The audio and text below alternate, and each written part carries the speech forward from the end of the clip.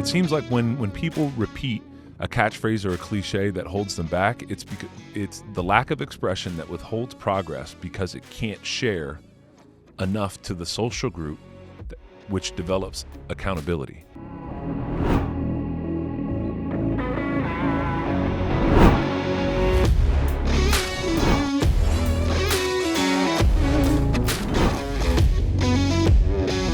Your Instagram posts are so like, they're just cool. Like, Well, it's that vibe, you know? I was there at the beginning, right? Yeah. I was there in 2012. Yeah. I don't know, what were you doing in 2012? In 2012, I was 5. I was just about to my get in my God. first go-kart maybe in another year. Yeah, that's I'd maybe nutty. just started getting into a go-kart. 2012, I was in Miami. Yeah. I feel like I remember the exact room when I discovered Instagram, or like when I first downloaded it. It was in the living room of a townhouse that I was living in Fort Lauderdale while I was playing for the Dolphins. Fort Lauderdale. Yeah. Yeah. Well, I mean, at that time, Miami's facilities were all in Right. Broward County. They weren't down in Dade County at all, and so like where they are now. And so, yeah, I remember Instagram being born, right? So I guess I've had a little bit more practice with the Yeah. medium itself. Of, What, it was MySpace before that?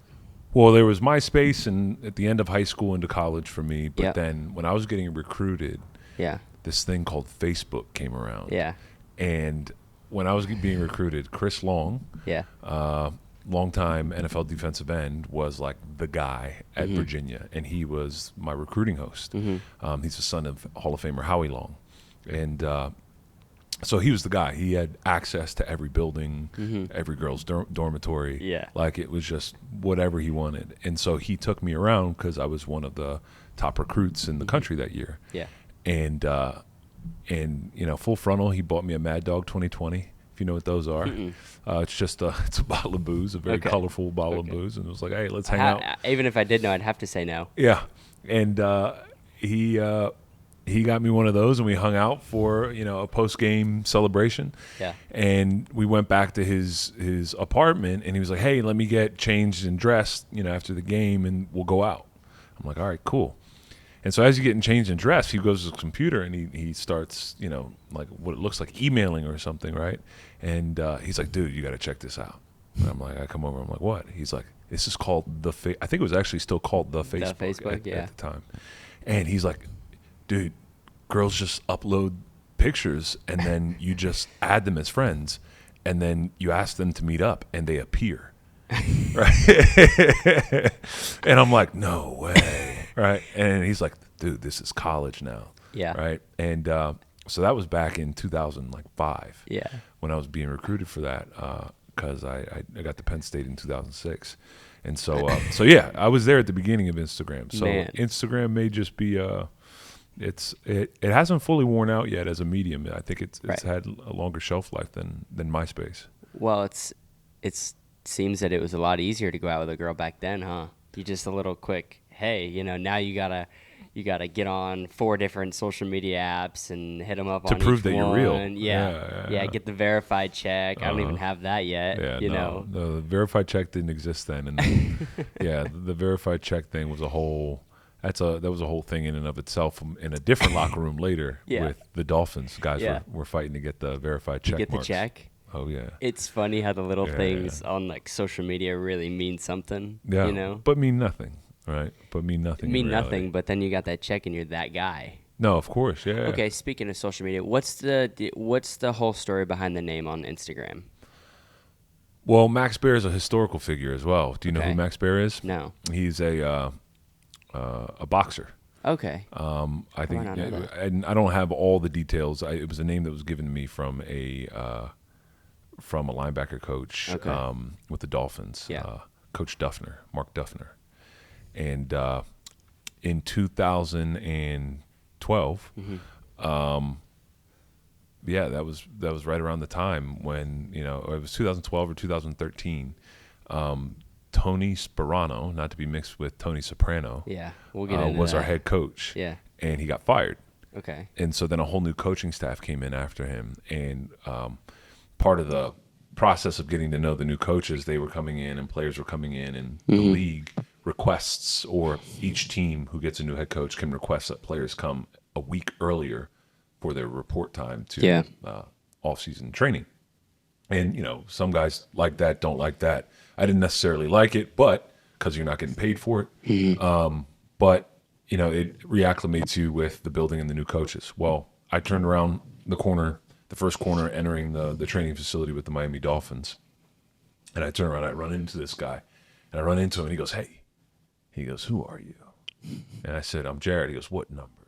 I said, "Number 98. He goes, "I'm going to watch your tape." And I said, "Okay, you do that." He goes, "I want to watch now." I'm like, "All right, you do that." I had no idea who the guy was. Yeah. Right? Didn't even nothing dawned on me whatsoever. So literally the week later, I come in for the same type of workout or training in the off season. And I go around the same corner, boom, run into the same guy. This time we both go, "Hey, it's you again." Yeah. And he's like, "I watched your film." And I said, "Yeah." And he goes, "Max Baer." And I said, "What about him?" He goes, "You know who he is?" I said, "Yeah, the boxer, German guy, right?" He's like, "Yeah." He's like, "You play like he punches." And I said, "Oh, okay." And I said, "How's that?" He goes, "Hard." And I said, "Okay, good." And so he gave me that name. And at the time, I think I was listening to a bunch of Childish Gambino, the music artist who is also known as Donald Glover. And I said, "You know what? Why don't more athletes have alter egos? I want to express myself. I want an avenue to express myself separately from what the Dolphins or the NFL or this kind of one-track way to being a professional athlete feels like sometimes, that you have to say this and you have to quote this and you have to, say these, catchphrases and cliches that keep you in a safe linguistic space." And I'm like, I wanted to develop talking better, instead of saying what I heard everybody else say. And Max Baer was a part of that. So I took on that name, and I said, "You know what? If I lose my blue check mark because I changed my name, then so be it." But I believe you still got it. Yeah, I guess I do. We'll see how long that happens. If they saw my inbox, maybe I wouldn't. But the thing is that it became a thing of expression for me. It became my artist name, although it was just relegated to Instagram. So you could be, in one room Jared Odrick, and then at one point you could be Max Baer. So is Jared Odrick the guy that stays at home, or is Max Baer the one that's on the field now on the racetrack, or is it the other way around? Yeah, I think Max Baer started racing. Max Baer was a part of an expression, and I think he's here to save Jared Odrick. Yeah. I think Jared Odrick is a young kid from Lebanon, Pennsylvania, that wanted to do the right thing.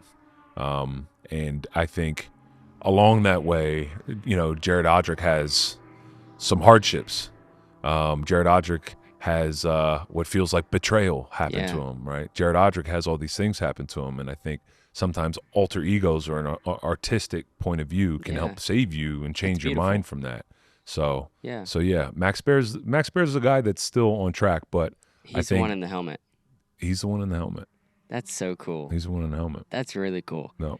Just to put some emphasis and thought into it is just cool, and to be able to diversify yourself into different realms is pretty cool.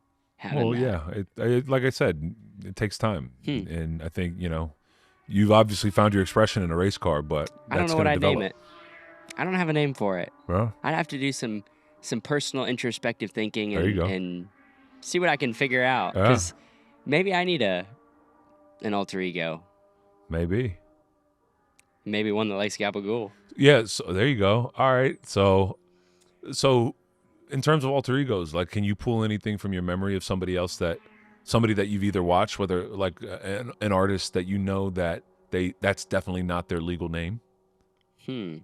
Like in a movie or something? Anywhere, whether it's a movie, a music artist, or whatever it is.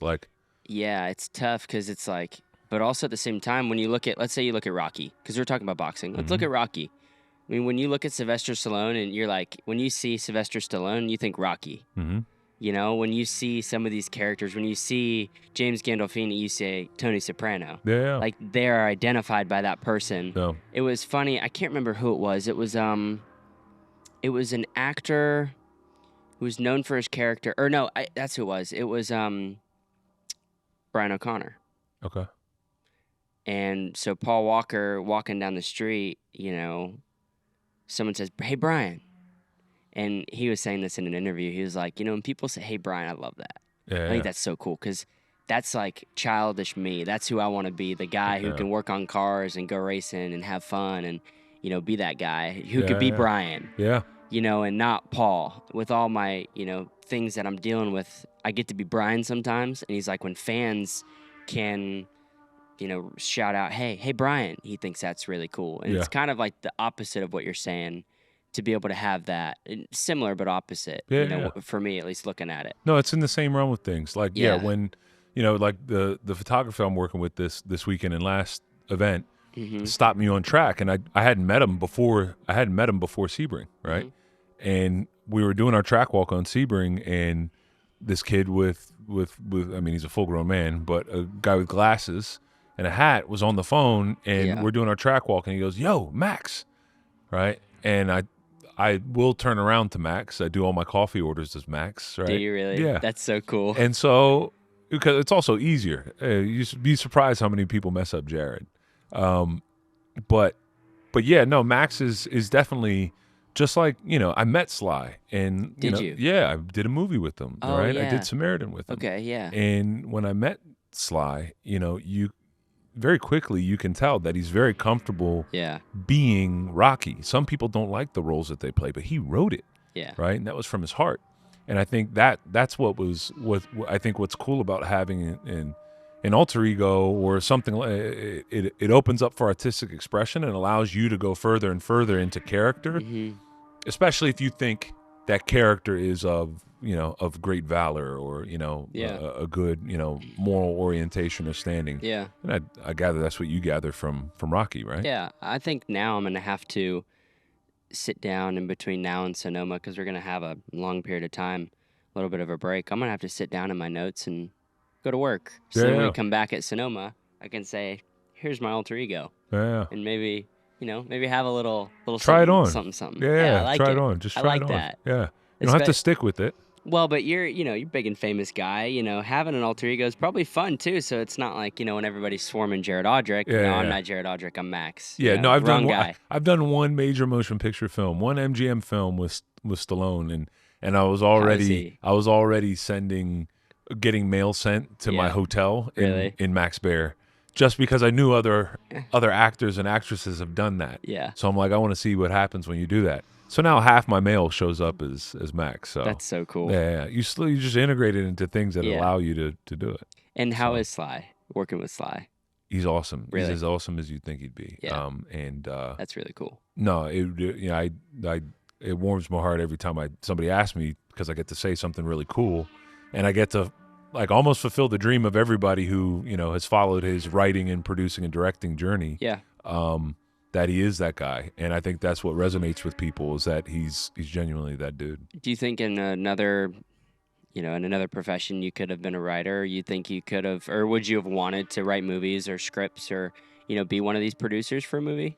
Yeah, I think I'd love to do that. And I got into the writing room of Ballers. So when I was making those cameos, I eventually approached Mm-hmm. I approached the producer, Steve Levinson, on set, and I said, hey, one of the things that I noticed what was happening when a bunch of the players were showing up is that they were all, taking selfies, at or on set. Yeah. The Rock's back here, Denzel Washington's son is over here, and, Yeah. this actor's making a cameo.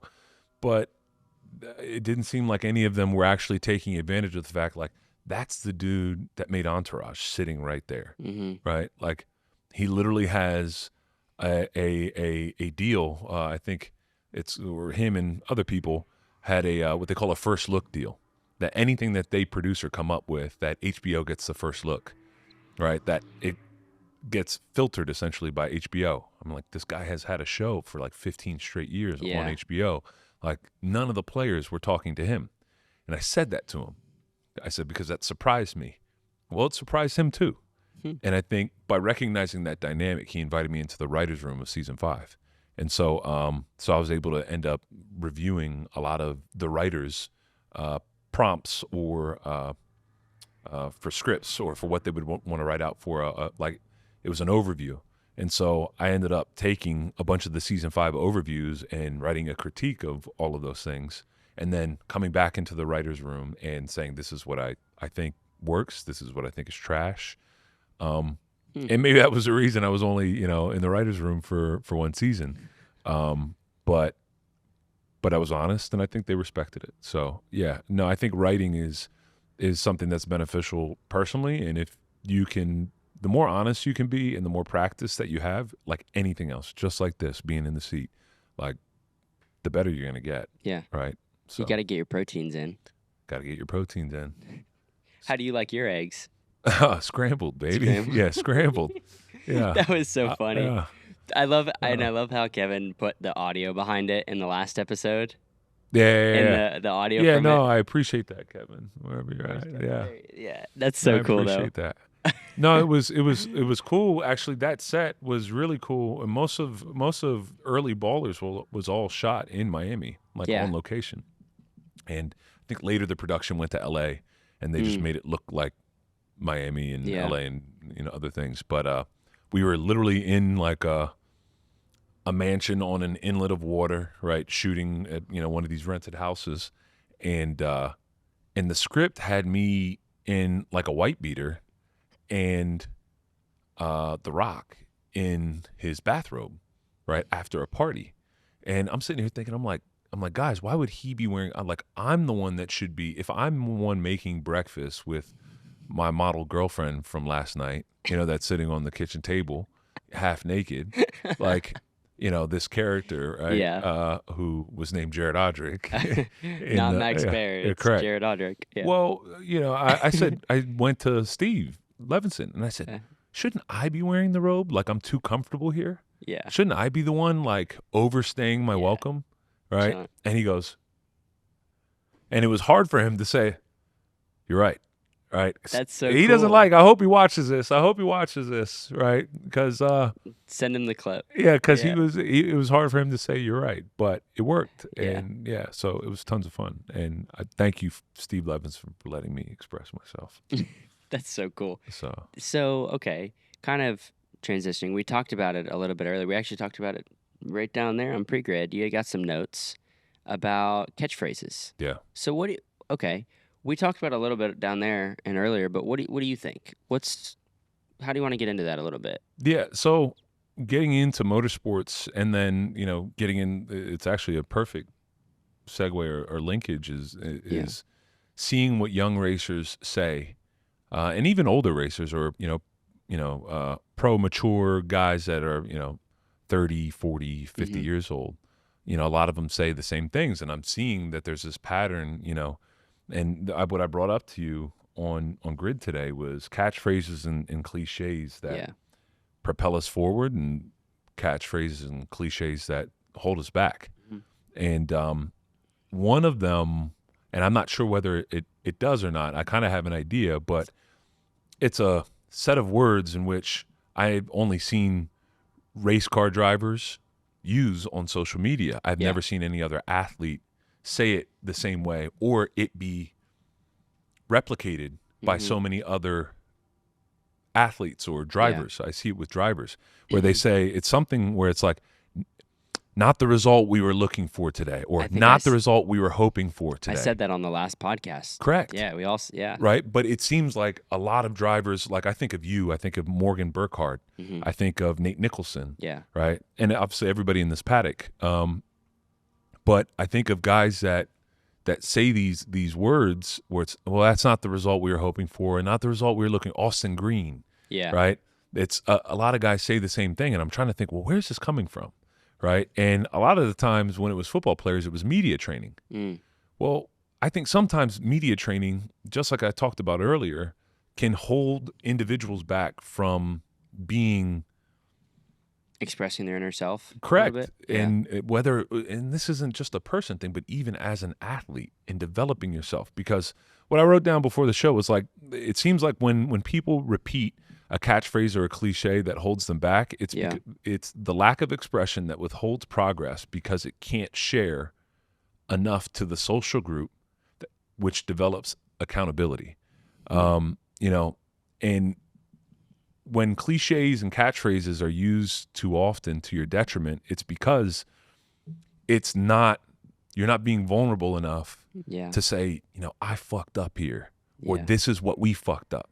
And there may not be a forum for that within your team or within a given paddock. Yeah. And, or even on social media if people don't know how to say it. Mm-hmm. So, like, I think I'm pretty persistent in encouraging you to do, and whenever I interact with another young man in this series, right, is to find ways to express themselves, because racing is naturally closed off and wanting to keep all the information. Especially the bad information. Correct. When you've had a bad race, or when you've done something wrong, or crashed the car, or we're slow. You want to hide that. You want to, or even if you have a mechanical failure, you want to hide that. You don't want to show that. You don't want to show your ass. Correct. But then within the team, and sometimes even within the paddock, expressing those things can sometimes help propel the team or the individual forward, because it leads to accountability, right? Like if everybody knew, if the whole paddock or the whole world knew that I picked my boogers and put them on the windows of rental cars, right? Not that I do that. You sure? It's too specific, right? I did it as a kid, maybe. But if you do that, right? But if the whole world knows it, it's like, well, then it holds you a little bit more accountable to that behavior. Yeah. Right? And they know I'm going to wipe this here. Maybe I won't do that. Yeah. Exactly. And then people are going to be looking for your rental car, looking for the streaks of boogers on your windows, right? Yeah. So I guess what I'm saying is that what I did learn from football, and what I think still holds true, but I don't see it so much in racing, is what we would have, because not everybody's getting paid. The pay structure is not the same. When everybody's getting paid and there's clear pecking order within a football locker room or a team, with the Jaguars, we had Tell the Truth Tuesday. You get into a room with all of your peers, all coaches, all assistant staff, and the worst plays that hurt us during the game are shown in front of everybody in the team meeting room. And it is the most embarrassing thing in the world. And some guys would not show up to meetings because they didn't want to be there for it. Because it's literally, it makes you want to throw up when you know that you let everybody down, right? But that's what holds or creates accountability. And I know within racing, this person's paying, this person's not paying this is a favor, this is sponsored, this isn't sponsored. So the dynamic and the structure isn't as clear. Yeah. So sometimes accountability gets mixed up. Mm-hmm. And so that's why I'm always, trying to transfer something from a clear pecking order onto something where it's not so clear, and hopefully it can help individuals like yourself. So it's stuff like that I was bringing up. Makes you rethink things too. And we always, at least I know that I have, when we've had a bad weekend or something, put the result and then you say not what we wanted or not the weekend we were looking for, but then you try, it's like you talk about that it was a negative and something happened, and then you try and spin it as a positive for media. Always. Yep. I mean, I'm sure, like when I watch the NFL or, any college football, whatever it is, you see, when they interview players after a football game and they've lost, they always try and put a positive spin on it. Yeah. And sometimes, I think last year was a prime example. Indiana's head coach was so black and white. Mm-hmm. When he would do an interview, it was like, yep, we sucked today. We messed up. Or, yeah, we played lights out today. Like, the boys did a great job. Coaching staff did great. Yep.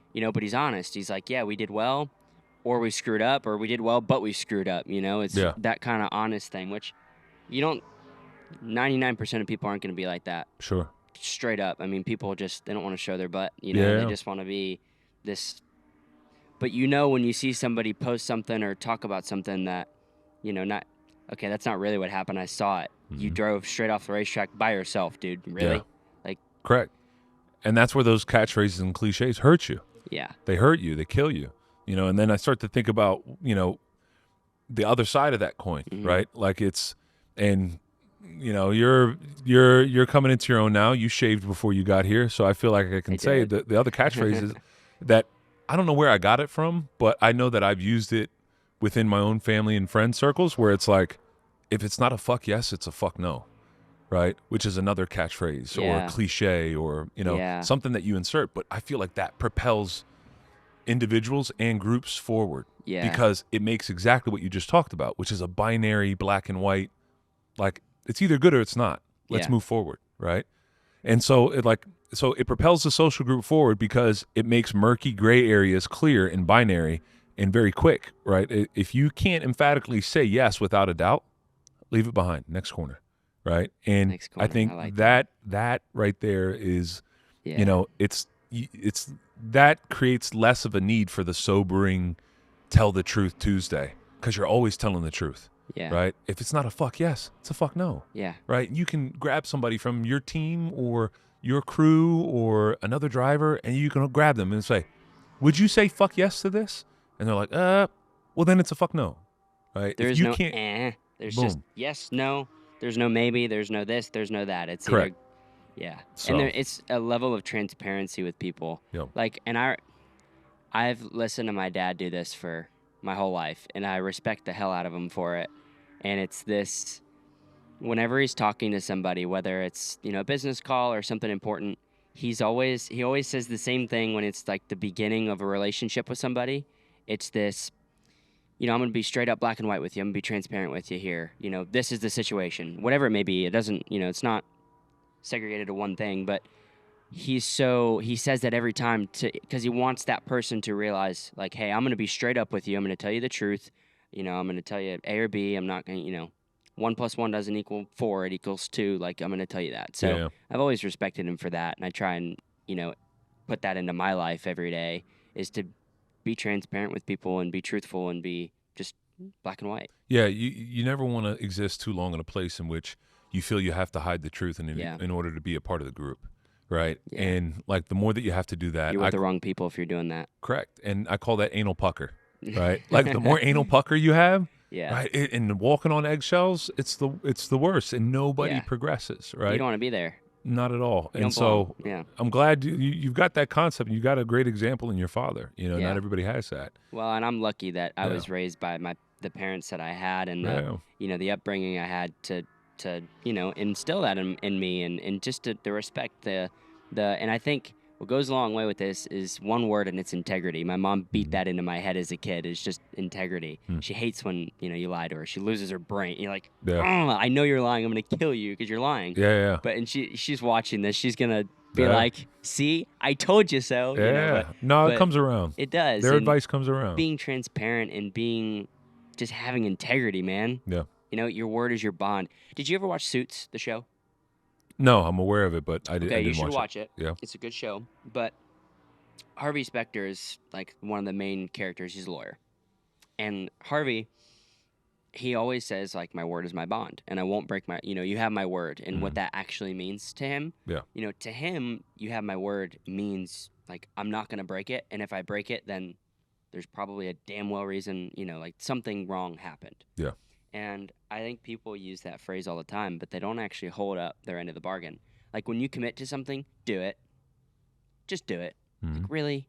So, I don't know. I think there's a lot of, like you said, murky water, fog over a lot of different things. Yeah. And part of the reason why, like, in the very first, like, promo video we did for the podcast with Kevin, one of the reasons I want to start this is just to be able to talk about this kind of stuff. Because I don't think people come together and talk as much anymore. They just write stuff down on social media and Twitter and post it, like comments, whatever. Yeah. And You talk about within motorsports in general? With it just life. Yeah. It doesn't have to be motorsports. Yeah. Like, it's just so demoralizing or like, it can be super good or super bad. F yes or F no. Like, it's that. But I think people don't come together and talk. Like, I'm not a party guy. I don't enjoy it. I don't enjoy going out and, whatever. I would rather sit around a fire with my guys and just have a good night and chill and relax, have a coffee, whatever it is, and talk. Yeah. And me and close friends do that. You and I have great conversations, and which I'm very grateful for. But, I enjoy that kind of closed circle, kind of, hanging out and talking. And I think, this podcast, we dive into performance, but also we talk, and we talk about things that are on our minds and what we want to, portray to people who are watching. Like, granted, we want to get a bunch of viewers and stuff like that. But we want to spread a good message to those viewers and be able to tell the truth and what we truly believe. Yeah. And I think that's what I really appreciate about you and your family and how you come across at the racetrack every week. But a part of that alter ego is an acceptance that gray areas do exist, right? 100%. But I think there is some credence in being able to allocate some of those gray areas Yeah. to that alter ego. That's what that artistic expression is for, is so Yeah. that Sam Corey can stay binary, and whoever else you need to be in the car, right, that takes advantage of Can do those that gray job. areas can do that job. Yeah. That's exactly it. Like I can be that black and white guy and be that person, and then my alter ego, whoever that may be, jumps into the car and is that who he needs to be inside the race car. Correct. The gray area. I love Correct. that. Yeah. I like how you use artistic expression too. I really like that, and just what that means. Yeah. Breaking it down. I like breaking things down sometimes, and really just taking a step back, and because in everything we do, and we're all guilty of it, we all focus on the 200-foot view of what we're doing. Mm-hmm. It's like a spotter on a racetrack. Like, Sure. we're up here, okay? So we can see all of Road Atlanta right now. We can see the front stretch. We can see him coming down into the corner here. That guy coming through the last corner right now, he's focused on what he's doing. He's right here. But you and I, we can see up here. We can see, if there's a car coming behind him, if somebody's pulling in front of him, if, they're side by side, we can see that spotter view, right? Mm-hmm. I think sometimes we need to take a step back and be our own spotters. Yeah. And spot for ourselves and, Totally. hey, okay, here's what I think, but what does everybody else in the room think? Read the room, do that kind of thing, and kind of be your own spotter. No, very cool. I like that. Be your own spotter. Yeah, that's perspective. Life That's is perspective. yeah. And whenever you can get pulled out of the unbearable present, Yeah. right? I think I've got my critiques of Jordan Peterson now, but he writes. He did write that well. A concept of removing oneself, like life is perpetually this process of removing oneself from the unbearable present to the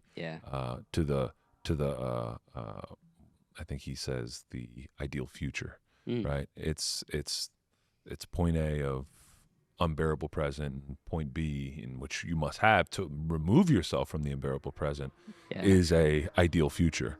And it's when it's like when you really think about that unbearable present, something that you're like, oh, this sucks. Like being able to just move on and move forward and push. Because sometimes when you've dug a hole, the only way to get out is to dig sideways. Yeah. You got to just think about it outside the box. Like, Correct. Man, you know what? I can't jump that high because I'm this short and you're that tall, and you could probably get up there, but I couldn't. Yeah. So I got to go that way to get out. And it's problem solving. My team owner said that to me maybe yesterday, we were sitting down, we were having a meeting, and we were just talking about stuff on the radio, what he wants to hear, what he doesn't want. Hey, this is what I think we need to do and whatever, because just working together this weekend and stuff. So he had said, he goes, I want truth, I want fact, and I don't want the bullshit. If there is any, I don't want it. But also, just push. Just focus forward. I've always heard that from spotters and stuff. It's like nothing everything's out front. Nothing, you're clear out the back. Nothing, everything's out front. Mm-hmm. And it's a perspective, and I think we all need to realize, hey, sometimes shit's gonna suck. Yeah, no, but totally. Just leave it behind you. Yeah. Just push forward. So. Well, considering all that, like spotters and coaching, I'm working with Scott Adams, who spots for me and does coaching. And it was funny, last night at dinner, he asked me if I heard him. And I was like, my radio went out at some point in that session. And I'm like, I'm not sure if I heard you. And he's like, well, did you hear me tell you that Helio was on your ass in turn 5? I'm like, yeah. He goes, well, did you hear me when I told you, how your exit of 7 looked? I'm like, yeah. He goes, well, then I was on the radio. And I'm like, man, we must be really gelling, because I'm like, I thought I was thinking that. Like, I thought I was thinking, head. But it's just Scott. And so I think we're actually meshing really well, where the perspective in that unbearable present, which is what we're willing to take on behind the seat. It's whatever it's blending. Is like however much you can take on your shoulders, and how much stress you're willing to put on yourself. Because honestly, like the most successful guys in any realm of the human endeavor are the guys that can take the most stress and have as much on their shoulders, like just the most. Yeah. Honestly, that sounds like a Sly comment. It's not about how hard you can punch, but how many punches you can take and keep moving forward. I love that. Can we enter that quote up on the screen? No, I don't know. It's just life is perspective, and we're just living, man. I loved your Instagram story yesterday. It's two dudes trying to figure it out. Oh yeah, man. I loved it. It's kind of what It's it is. true. We're just Kind trying of to what figure this place out. it's kind of what it is. So And but I mean, in terms of being here at the track this weekend, Yeah. where are you at, and where do you want to be, and whether that's numbers involved or not numbers involved, hmm how would you describe what needs to happen with the rest of your weekend?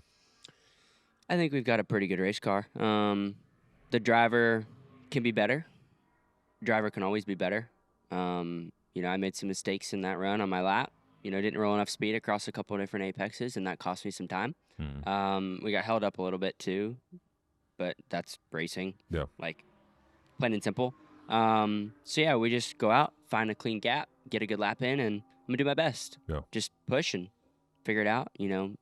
Clean up the mistakes I made, and we're making some small changes to the car, and we should be good for that. So I think probably a third place car today, Cool. something like that, third, fourth place car. We're gonna push for the pole and try our best and just see if we can go lay it down. But tomorrow, I think we'll be good for tomorrow. I think we'll have a good car to race. Yeah. Yeah, I think it'll be a really good race car. That's good. So we've really been focusing on trying to build our car for Sunday. Well, Saturday this weekend, but Yeah. yeah, I think we'll be strong. Cool. This is going to obviously be posted quite a bit after Road Atlanta. So, I'm just like, Yeah. how do you feel? Where do you think you are versus where you want to be? Yeah. This past session was the fastest I've ever run here at this track. Mm-hmm. But it's very clear where I'm missing time. Mm-hmm. One of those spots is right Don't here. tell me it's right here. It's right there at turn 12. Like I'm putting too much weight on the nose. Okay. And Keep it flat, man. yeah. Just keep it pinned. You keep it pinned. Yeah. You keep it pinned the whole way through there. To the last corner? You don't come out at all down that hill. On Or stickers. at the- On stickers. Okay. New tires, low fuel. Okay. Now, in a race, different story. Yeah. But like it's there to keep because if you're putting too much weight on the nose. Yeah. Try if you're gonna lift. Yeah. Or in a race, try lifting earlier and slower to keep the platform. Because oh my god, I'm so happy right now. I'm really happy. I'm gonna tell you why. This is the water bottle effect. Okay. Okay. I learned this when I was 6 years old, and There we I've go. used it ever since. So here's your race car. Okay. The weight. This is the front of the car. This is the back of the car. And when you hit the brakes, the weight goes to the front, right? As you see the liquid go to the front. Mm-hmm. When you hit the gas, it goes to the back. So when you come in here and turn 12, what you're doing is if you lift really hard, you're loading the front up, and it's doing this, and it's probably a little loose. It's probably a little sketchy. Correct. Because there's no weight on the rear of the car, and it's letting it throw it out to the side. Yeah. But when you do this, you do a slow and controlled lift, you're there, not there. Yep. You see? And it feels heavier down here when you do that. But when you do that, it balances it out a little bit better. Versus when you smash the power, then you're super tight.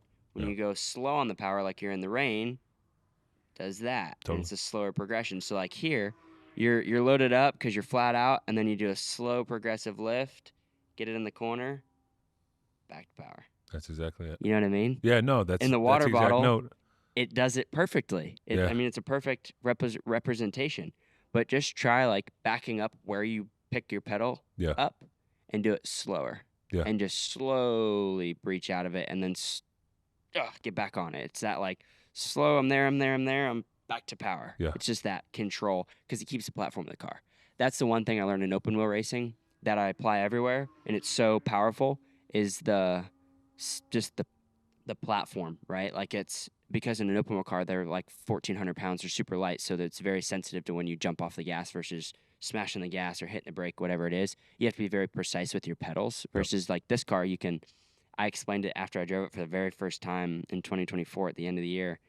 I drove it and I'm like, this car is like when you're cooking and I gotta add a little salt, a little pepper, a little lemon, a little this, a little that. Yeah. You add some gas and brake, maybe a downshift, whatever. Yeah. Whereas an open wheel car is very precise in your pedals, and like it comes down to that last little bit in the brake zone. Like it's the perfect peak with the perfect release into the apex. Like it's super analytical and refined. Yeah. And where this car is a little bit, you kind of just got to drive the shit out of it. Yeah. Plain and simple. Yeah. And but when I look at that and I can take from my knowledge from the open wheel stuff and what I learned at at Pabst Racing, and I can apply it here. It's that platform, and it's keeping the platform of the car to where if I need to keep more weight on the nose versus the rear, like if my car's super tight in a race or understeery, I can trail the brake to the apex, and that'll keep weight on the nose a little bit longer before I get back to power. Or like if my car's super loose in the high speed stuff, like here. Yeah. Slow and controlled lift. If it's tight here, you jump off of it and you throw the weight forward. But if it's loose, slow the lift down, lift a little bit earlier, slower lift. Just platform is all it is. That was really hit into my brain from Bob Perona was platform. Yeah, That's no, what it was all about. it's perfect. I appreciate you bringing that up. Well, Just you heard try it it. here first. Speed secrets. 123.0 is coming up now. Okay. 123.0 because of this guy. I believe it. All right. I think you can do it. I believe in you, brother. I appreciate that. Thank you. So are you P1 right now in class? P1 in class. Good. Roberto Sabato's like 1,000th behind me. Okay. Keith Prochuk is very close behind us too. I know Keith is slowly putting things together. He has a new car. Yeah. And new body, and a couple of new things going on over there. So I know that he's building his way back up to be a pretty fierce competitor here, and yeah, I'm excited. And just keep racking up points. Yeah, keep racking up points. Stay Yeah. consistent, and head west next. Do you like Sonoma? I love Sonoma. Yeah. I Napa love Valley. Sonoma. Okay. Do you drink wine? I do. I haven't drinking. Ever since I started racing, I've been only drinking beer. Okay, Yeah, so yeah. you're really tailoring the inner Max Baer Hell NASCAR yeah, theme. you just described it right there. If I'm driving an open wheel car, I'm drinking wine. If Okay. I'm driving one of these, I'm cracking a beer. Okay, But fair enough. yeah, no, I temper the beer, but at the same time, I'm drinking beer more than Okay. anything else right now. Except when you go to Sonoma, maybe. I'll It's do a Napa little Valley, bit. I'll man. try a little bit. My mom's coming out. yeah, my She's mom a and big, dad will go do she's the- into the the wine, wineries and stuff, yeah. So maybe she'll drink a glass or a bottle for me. Yeah, there you go. Yeah. Good. So. That's a good gift. Oh, coming out there? Yeah, well, wine Yeah. bottles, good Yeah. gift. No, it is. So I gave always as a gift. I gave the same one. It was called Promise okay. by a winemaker named Gaia, G-A-J-Y. I'm not or 21, so I don't know G-A-J-A. anything about this. Yeah, you don't. So We make homemade wine. okay, I don't drink it though. alcohol free. Alcohol free. There I you go. drink. I don't drink the alcohol one. You need a Zima sponsorship then. Zima. Yeah, that's way back. That's way before his What time. is That's Zima? funny. That's I hilarious. know Heineken actually. Zero. Yeah, Zima was like is a Zima? 90s Okay. thing of non-alcoholic So drink. pre-Sam Corey. Pre-Sam era. Corey, it was like the cool thing that young Okay. 20-somethings that listen to grunge rock would drink. Okay. They can still stay grungy and alcohol-free. Okay. Zima. Zima. Yeah, you have to say He Zima. has the voice for to be a voice actor, dude. Holy Well, crap. then sponsor us. Come down here to the track. Come on. Come on. Ye- We can put this voice on for you. And sell your okay, is product. that Jared Odrick, Max Baer? Or is This that a is- different one that we don't know about? This is the black underwear voice. Speaking of black underwear, I got my first ever Yeah. pair of black underwear in midget size, small in midget size, and I'm so excited for the you know what? You know what I think this should be race day underwear tomorrow. I think so. You think it'll bring me some luck? I think so. I believe so. I'm gonna open them. Can I open them? Let's do it. Okay, let's see. I've never owned a pair, and I'm so excited. I'm not opening the bag as cool as I would have liked. I'm trying to be this cool guy. Here we go. The underwear does it for you. Don't worry. You're a good salesman. I love it. The bag in itself is just, I like it. It's clean and classy. Well, these are comfy. Black underwear. This one is for, I love you. This is awesome. Look at these right here. Look at, See I'm that? showing my underwear on camera. I never Classy. thought I'd say that. Clashy. Ooh. I like these. Oh, yeah, I like that too. That's nice. That's very nice. Okay, I'm wearing these tomorrow. Well, the give me an race. honest review. I want an honest review. So I Okay, appreciate so it. I'll give you half the review now, and I'll give you half the review in the next one Cool. after I've worn them for a race distance for 75 minutes in our Trans Am event. My honest review right now is they're lightweight, they're thin, athletic performance, like texture. Mhm. They're very comfy. made of natural bamboo called modal. Yeah. Good So, for the man parts. Yep. Healthy. I like that. That's really nice.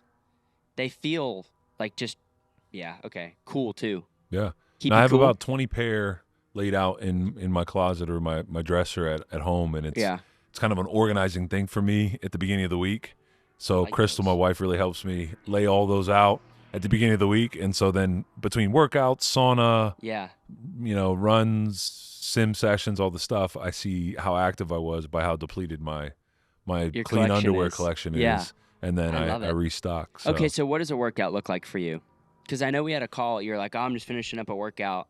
What does a workout look like for Yeah, you? it's more varied now. I need to take notes here. There's some stuff happening with my left knee right now, my meniscus. That's an old football injury, and so I'm not sure if it's I think it's out of place, Ooh. right? So it's kind of hitting on something that throbs at night. So I think it's a nerve.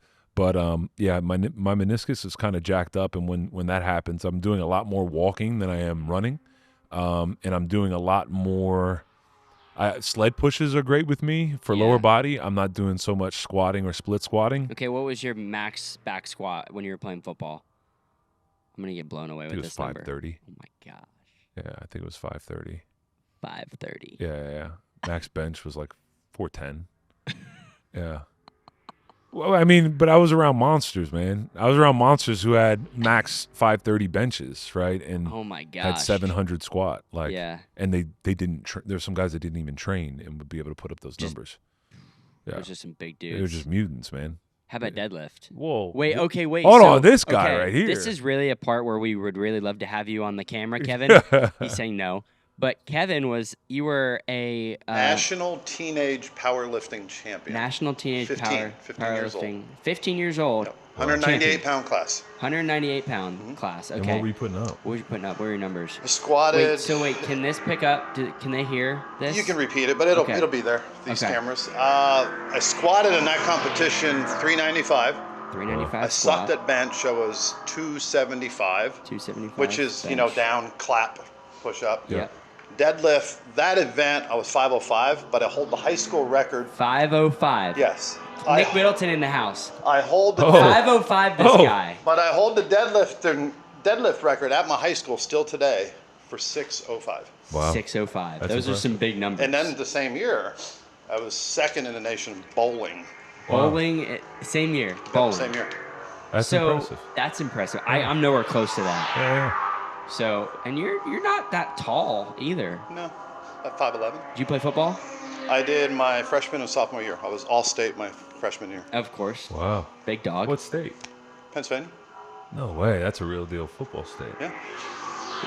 Small town Lehighton. Yeah. A little pat on the back there. Oh yeah. Duh. That's a real deal football state. I'm 2 hours from 2.5 hours That's from right. you. That's right. That's Yeah. right. That's right. cool. Yeah. So, okay, Mr. Middleton in the house. Shout out Cube 3 Architecture. Do you like our sign? Very much so. You like that? Come on, come here. Here. Do we have another tall chair? Yeah, right here. Come on. Welcome on the podcast. Well, thank you. No problem. Yeah, thanks for I'm stopping with Jared. in. What's up? The whole team is here. So you Yeah. had to jump out for a little Zoom call? Yes, some of us have still got to run a business. Yeah. It's not all fun. You do a good job of that. Very much so. You're just having fun, driving around a track. Yeah, that's right. When are we going to see you in a race car? Those days are well and truly over. Yeah. Why not? I still go around my home track occasionally, but last year I think I only went once to the track. Normally I used to go every weekend, but you guys are taking all my time. Yeah. You guys Well, when you were on track, what were you driving or racing?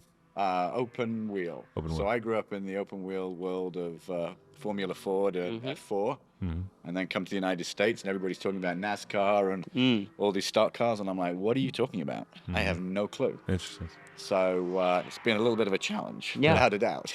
Oh. So That's awesome. understanding American muscle car is a long learning curve for particularly even Trans Am with 60 years. Never But it mind seems like NASCAR. you've found a home of some sort within stock cars. Oh, love it, Yeah. without a doubt. Yeah. But a lot to do with the personalities and the family that's in the paddock. Mm-hmm. Watching somebody like Sam, yourself, and Evan Slater that I first, who approached me when he was 14 or 15 years Mm-hmm. old and said, think about sponsoring. I'm like, interesting, because the architectural firm that I worked for in the UK, Alan J. Smith, created Team AGS. And they ran the Formula 3000 and Formula 2000 and won the European Championship. So I'm thinking, well, maybe another architectural firm could do it. So Yeah. Cube 3 stepped up to the plate. That's cool. And here we are. Here we are 6 years later. The Q3 still- Architecture TA2 series. Hell Very yeah. much so. That's cool. Have you driven a Trans Am car? I have not.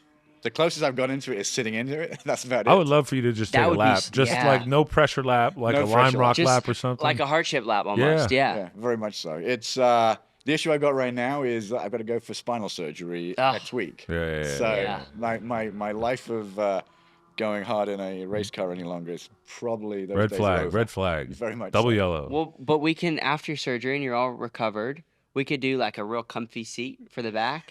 And we'll Like come out. nice sofa seat. Yeah, Sounds come good. out. What you could drive. You know, Sounds I fast. have a GT3 at home parked in the garage, and you know, I go around, and everybody looks is like, "Why don't you have the bucket seats in it?" I'm like, "No, I need the You need the- 16, You need the 18 plush, way, yeah. you know, seat to get it adjusted." Yeah. So you know, That's nice. That's but cool. but I still drive. So you love cars then? I love cars. Love cars Okay, my good. entire life. cool. What's your okay?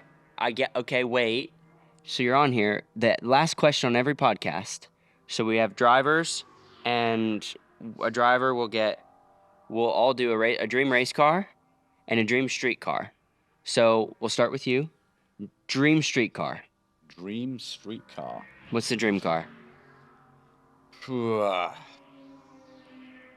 That's a very good question. Now it's got to be European to start with. Okay. Probably the Aston Martins or Ferrari World. Probably. Nick Bond over here. Well, I do have a couple of Aston Martins, so I've got. Probably Ferrari P1. There you go. That's cool. Okay. That would be my number one. Very What cool. about race car? I have to go F1. Yeah. No. Old or new? Old. I grew up in the Senna days. I remember seeing Ayrton Senna race at Silverstone, and probably going back to the historic. Yeah. Where we are today with now, particularly this year with the hybrids and everything Yeah. else, etc., the entire world of motor racing has changed. Yeah. And- Didn't Zilich have a similar answer? He had a V10. Mine was the Ayrton Senna MP44 McLaren. Yeah. There you go. The V12. Yeah. Yeah. What about you? Yeah, I mean, I don't know. I don't feel like I would do the research in my eyes and my eyebrows, like thinking about it as well as anybody else. But I think, I would probably have to say Cole Trickle's Winston Cup, NASCAR stock car. But This is adjusted going for a along road with the race. Max Bear, like Correct. beer, like Correct, you know, correct. NASCAR. Yeah, well, it's a part of it, right? Is because Tom Cruise kind of had that half and half, like half real racing, half actor. Or yeah. either way, we're all playing a character that we want to be tomorrow, Mm-hmm. right? Like, and so I think Cole Trickle, in that movie did make a big Yeah. impact on me. So I'd race that, and then streetcar. I don't know. I test drove an Aston. And I was like, man, these are slow. And I said, You're in the wrong model. yeah. I did test they had like a new 4-door that came out in like the year after I got No, drafted, like that's going in the wrong 2011. direction. Yeah. Coupe, two-door Aston. Of course, yeah. Vantage, But I mean, like, but I don't fit. I didn't fit in the DBS. two That's doors true. of the Astons. Okay. So I mean, yeah, I mean, I always think about the Porsche GT3 RS. I think about that all the time, because I know I fit, right? the So song. GT3 RS got the wing out. Cue the song for Jared over here. yeah, play it on the way out. Yeah. It's fine, But yeah, no, I think about that all the time. No, That's cool. no. That's really cool. Well, there you have it. They're dream cars. You're not a big car guy, or are you a big car guy? Just No, race I'm cars? into it. Okay. Yeah, and I own the Porsche Turbo. Yeah. But I'm gonna need a picture. I drive an F-150, right? I'm Yeah. at home in an F1, and I really don't want to spend much on the street until I hit it big with oil somewhere, and then maybe I'll look back into that. But everything is pushed to the track. Yeah. Any extra runoff I got, it goes to the track. Goes to the track. Yeah. I unlike yourself, I'm a big car guy. Granted, I don't have the budget for it. Yeah. I'd love to see your collection sometime. Yeah. Love that'd be to see nice. that. Yeah. But yeah, that was where all my money would go. I Do you feel have your like. car stateside? Oh, yes. Yeah? I have a place up in New Hampshire Okay. where my wife basically said, so I thought we had a lake house to go boating, not racing. Yeah. And she kind of looks in the garage. She's like, "Is that new?" I'm like, "No, I've had it No, years." no, yeah, yeah. But I found a barn find recently, a 1958 MGA twin cam, which is wow. actually quite rare. That's Did cool. a full renovation on that, which just actually won a concourse prize up in the Northeast recently. Very cool. So I do like the historic. Yeah. So it's not all about, the modern cars of today. How fast you can go. Yeah. Yeah. And that's the one thing I miss is the classic British, whether it be the MG, the Triumph, the Jaguars, all of those kind of things. That's what I grew up in. Yeah, I saw an Instagram post the other day. It was a Ferrari. It was the brand new Ferraris coming out with all the technology in the inside, and then it was the old gated manual. Yes. And it was like Done by way Apple, better. Correct. The inside has been designed I think by so. the Apple team. Yeah. But the old gated manual is way better. Like manual over automatic all day long. Yeah. Right? Yeah, no, I agree. Yes. Okay. Yeah, Cool. no, I agree. Whew, I had to rethink that whole thing there. Yeah. No, not at all. But yeah, my dream car is a Shelby Cobra, so I'm right with you there. There you go. Very So, cool. but anyways, Well, what do you want to see here for the rest of this weekend? What kind Yeah. of race are you predicting, and what do you want to see? Well, I think after Sebring, I think the field is very much open this year. Just watching practice yesterday, how competitive everybody was.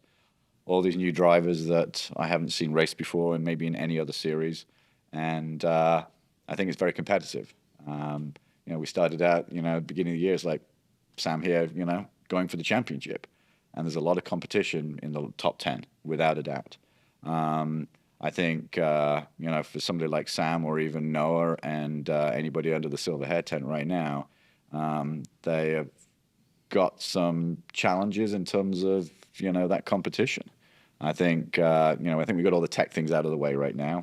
Everybody's going to be complaining about something regardless, but you could be in F1 or you could be in this series. It's the same situation. yeah. But I think things are getting straightened out. But I think this weekend's going to be a very competitive race. This is a great track, a track that requires high commitment. And everybody that I've spoken to, I haven't even driven this track before, have said how much fun it is. Yeah. And I think that's the one consensus I hear is the fun aspect of it. I would look at it and coming into the last turn here is a high commitment of I went round here in one of the IMSA events here with a prior F1 driver, and I'm like, okay, that was a scary ride. And I hate being driven as it is, even on the road. Never mind taking around a track. Yeah. But I think it's going to be a great race. Anything can happen. I think we're going to have great weather, dry weather. Not going to be too cool. So I think, good luck to everybody. Good luck to the pair of you here. Cool. Thank you. Yeah, thank you. Now we'll look forward to it. We'll see what we can do. We'll have qualifying later today and then the race tomorrow and see if we can produce some good racing for everybody. And,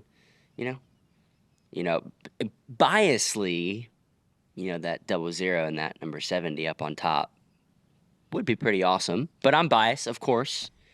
I guess I've got to play Switzerland, but Yeah. a champion sat across the table here and yourself running, the top all last year, and you were so close to winning the championship. I think this is one of the years that you just need to be in the top 5 per points. Anything can happen.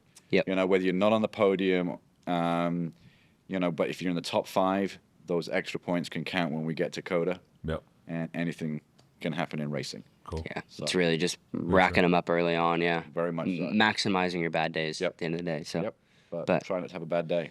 Yeah. I think the cobwebs are settling. Everybody's starting to, settle in right now, just watching what happened in the last 24 hours. yeah, get into a rhythm. Yep, very much so. So we'll go qualify and see what we can do. Let's do it. Thank you for joining us. Yeah, Not a thanks for problem. coming Appreciate on. it. Yeah, Good luck you. to the pair of you this afternoon and tomorrow. Thank you as well. No, of course. Shout out Black Underwear. Shout out Cube 3 Architecture. Shout out Kevin Mooney. Shout out Money Mooney. So- That's it. Thanks, guys. All Thank follow you. Road to Glory as well. Yeah, Hell that's yeah. right. Road to Glory. Watch Yes, it. sir. Thanks, guys. Thank you.